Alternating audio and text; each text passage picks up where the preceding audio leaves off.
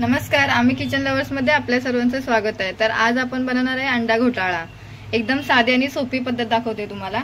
मी 5 अंडे घेतलेले आहेत उकडून आणि मी 3 ते 4 कांदे लांब कापून घेतलेले आहेत आणि 1 टोमॅटो घेतलेला आहे। तर आपण आता फोडणीची तयारी करू। त्याआधी आपल्याला सर्वात आधी या अंड्यांचा आपण बारीक असे छोटे कट करणार आहोत। तर अंडा घोटाळ्यासाठी आपण सर्वात आधी आपण ह्याचा कट करून घेऊया।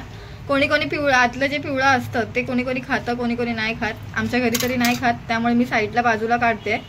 तुमच्या घरी जर चालत असेल तर तुम्ही त्याला बारीक चुरा करून यूज करू शकता। त्याला एकदम बारीक पण नाही आणि मोठे पण नाही, असे मीडियम कट करायचे आहेत। सर्व अंडी आपल्याला तशीच कापून घ्यायची आहेत। तुम्ही बघू शकता इथे मी कशा प्रकारचे कट केलेत।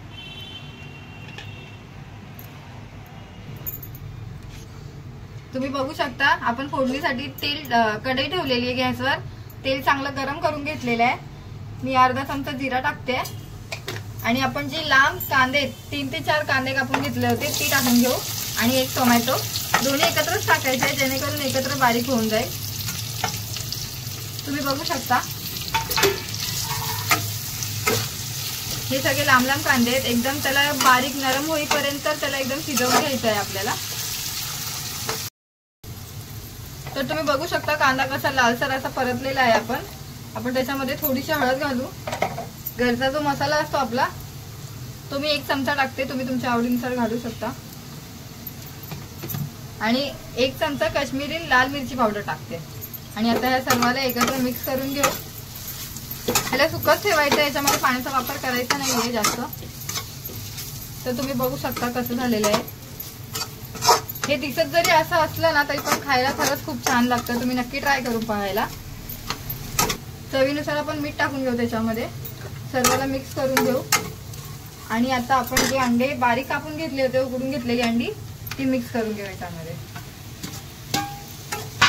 आणि ह्या सर्वाला आता एकत्र एकजीव करून घेऊ। कोणी याला अंड्याची चटणी पण म्हणतं, पण खरं तर ह्याला अंडा घोटाळाच म्हणलं जातं। जर तुम्हाला वाटत असेल की एकदम सुकं झालंय तर थोडासा असा पाण्याचा हात शिंपडू शकता तुम्ही, जेणेकरून जास्त सुकं नाही वाटणार ते।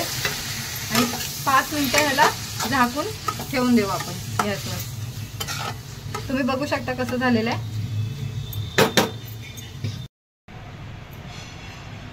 तर तुम्ही बघू शकता आपला अंडा घोटाळा तयार झालेला आहे। अशाच प्रकारे मस्त असा तुम्ही बघू शकता याचा रंग वगैरे कसा आलेला आहे। तर तुम्ही ट्राय करून नक्की पहा आणि तुमच्याकडे याला काय म्हणतात मला कमेंट करून नक्की सांगा।